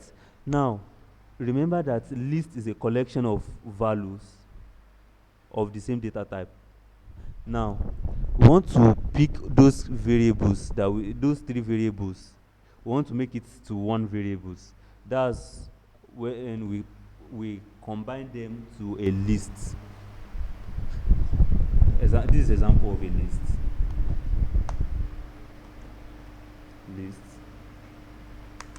I thought you guys understand a list when you did the assignment and split the value. The first assignment, string,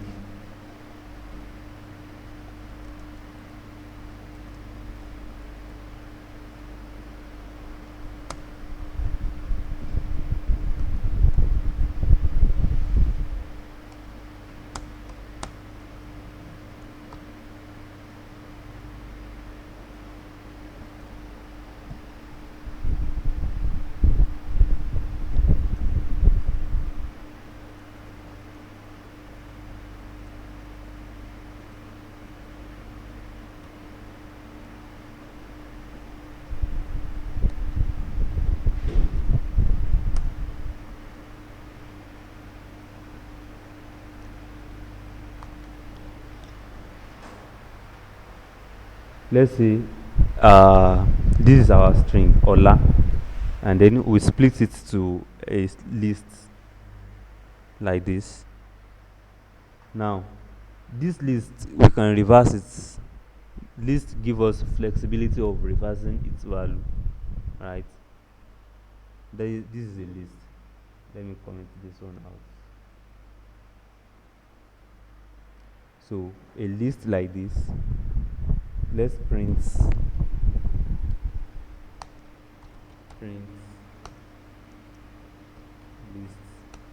dot reverse. Now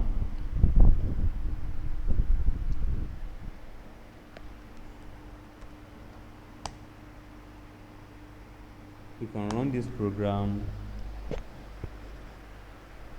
and enter a word. You see, it prints ALO instead of OLA. You can also, instead of reversing it, you can print it as it is.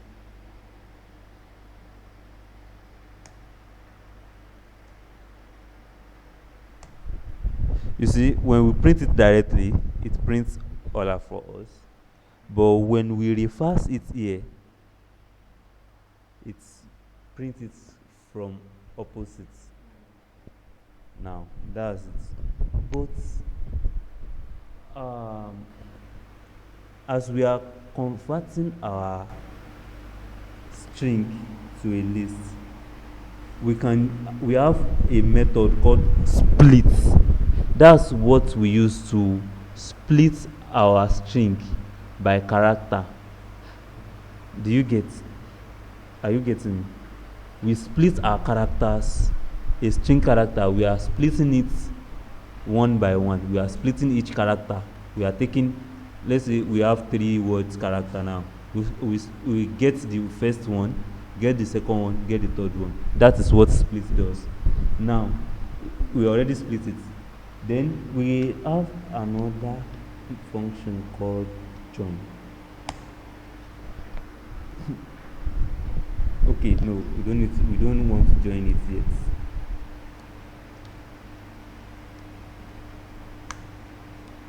We don't want to join it yet.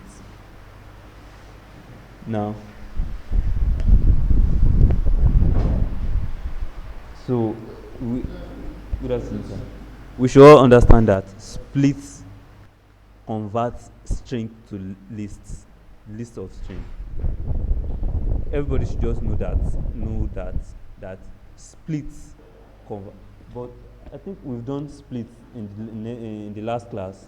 We did something like we split. Where is it? Yeah, we split name. Yeah, right. So I think you should understand what split does. Do you? Wonder, do you understand what split does?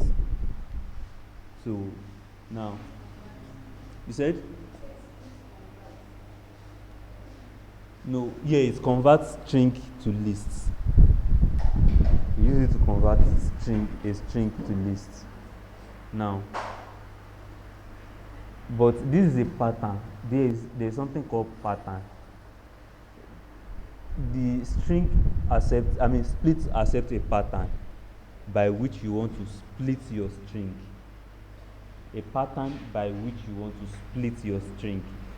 You know, you can have a sentence and you want to split that sentence from anywhere you have dots.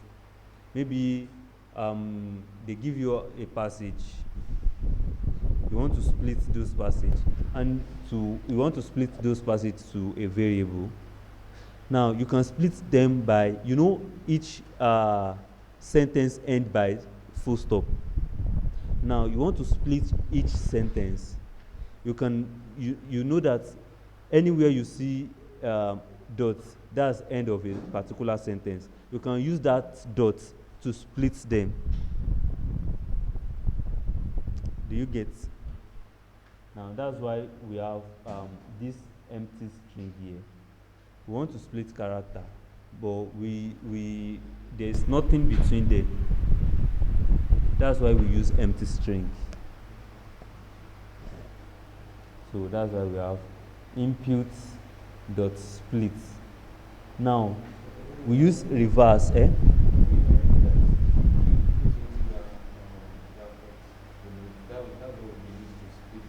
Exactly. Let's say, for example, we have an hyphen. Okay, for example, the word the user input have an hyphen. You can use this hyphen to split whatever whatever you put in here will be what you to use to split.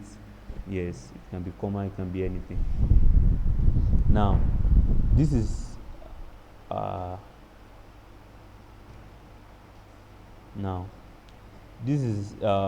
this will return a list of string to us. Now we use this operation to reverse that list. You remember you can reverse a list, right? Now this is a list already. This has converted everything to a list for us. Now we use dot reverse to reverse that list. Then we now say a dot join.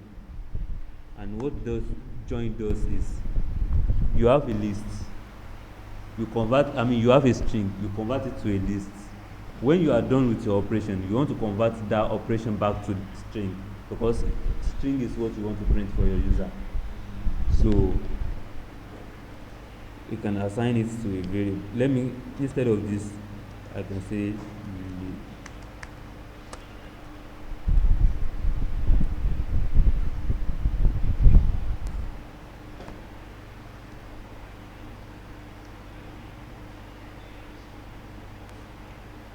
saying okay.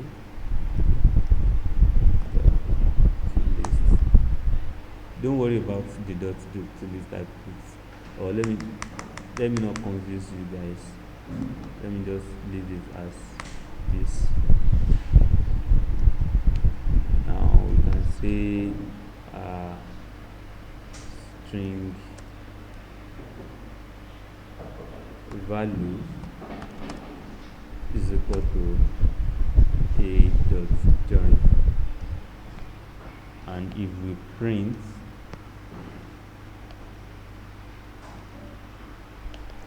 let's clear and run it again. Can anyone give me any words? Oh? Just give me any words.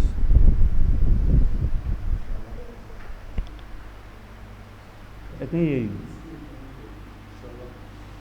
Shola, I want to hear from her. Pencil. Okay. Let's say pencil. Now this pencil. Oh, we are printing. Sorry.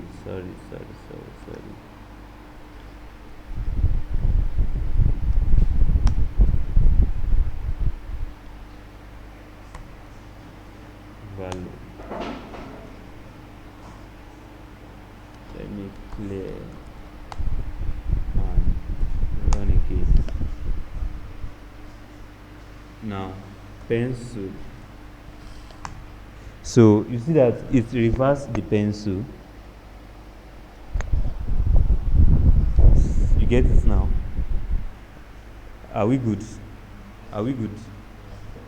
So this process just refers whatever we have and convert it back to string and print it for us.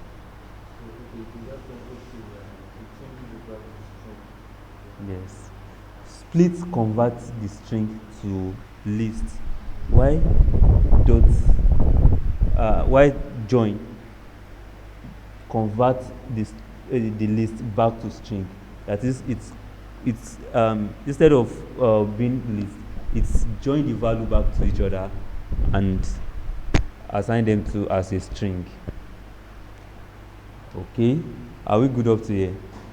Now we can now compare the value that we have if it's a palindrome words. Can anyone do it? You are not getting it. Are you confused anyway? You are not. Is anybody have any issue, any problem at all? Eh? I can hear you. Okay. You are blocking our view now.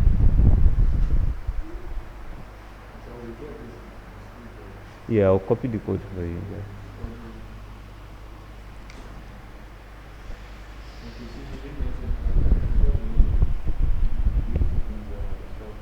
Palindrome.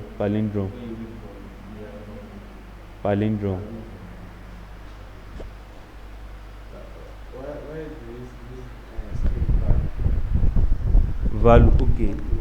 It can be anything. You over the value, so it's not showing another thing. Okay. So this is just a variable name. So the pick it from the back from A. Because of this reverse, that's why it's breaking it from. Yes.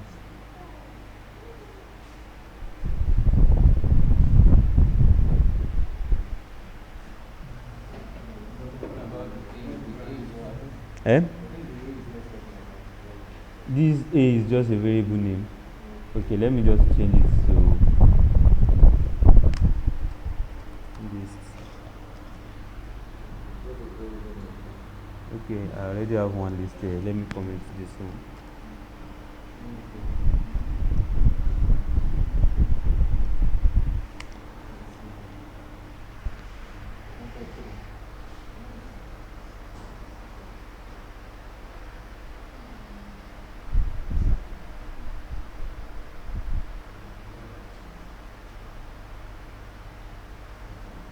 Are we good? Okay.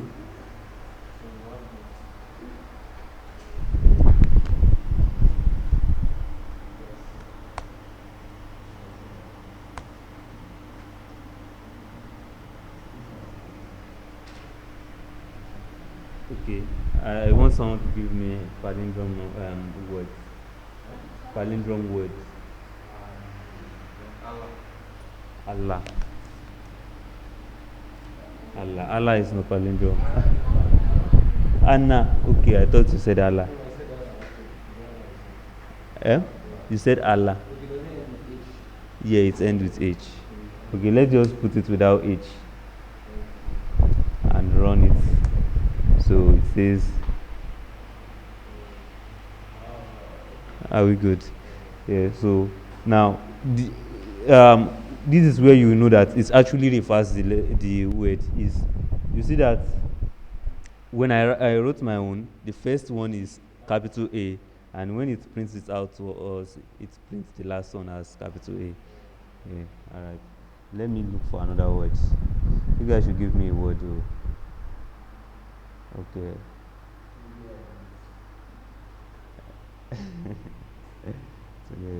Okay.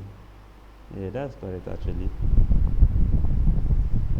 Someone should give me a word. Actor. Give me proper word, like normal English words.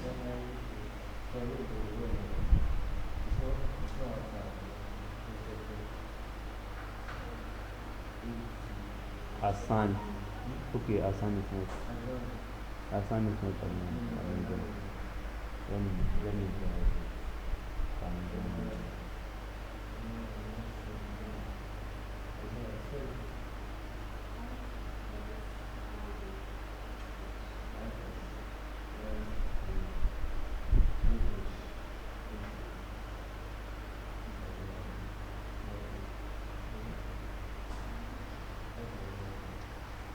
Okay.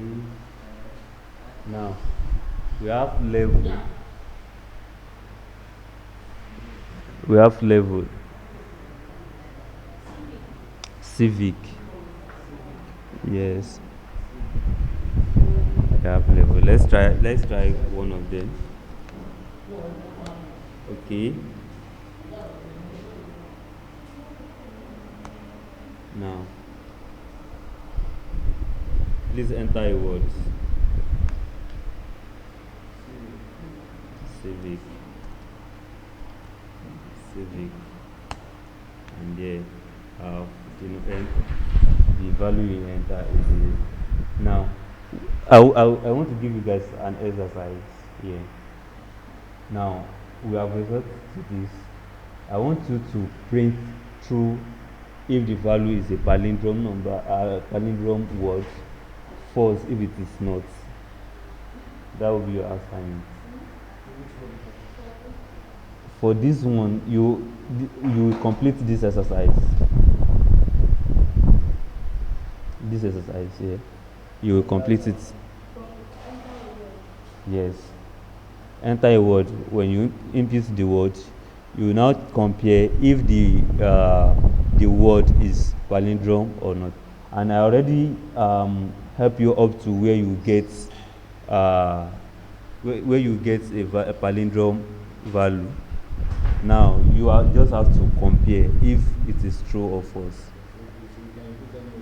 You can input any word and see. Okay. Are we good? Is this something you can do? How many words? Whatever you wish, it's your turn. Just print true if it is palindrome, false if it is not. Is this something you think you can do? Yes. I'll copy this one for you now. Okay, let me use that because I'm not entering the class. Oh, Steven has messaged me today.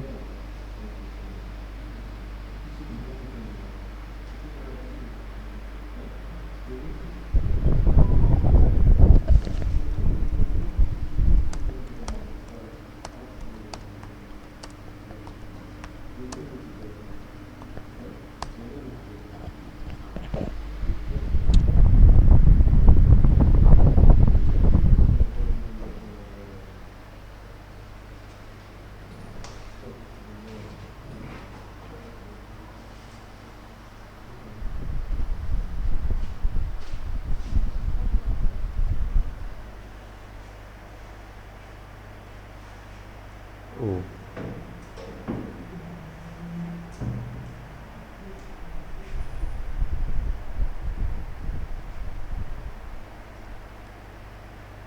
I didn't even notice that Josephine has dropped the first class video. She has dropped the first class video to the group. So you can rewatch it, eh? Okay, so you can rewatch it if you have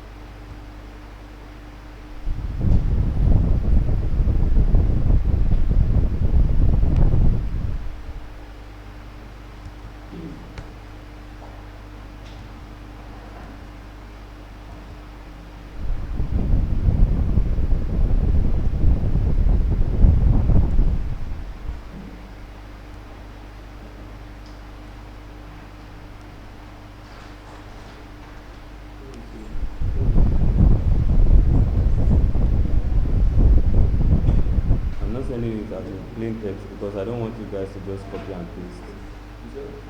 I said I'm not sending it as a plain text because I don't want you guys to copy and paste.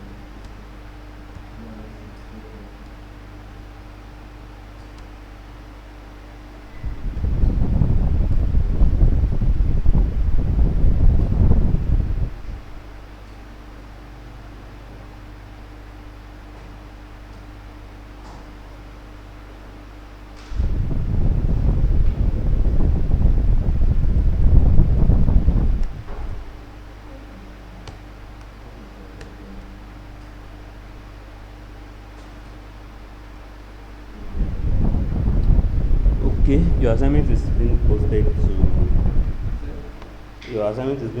the classroom.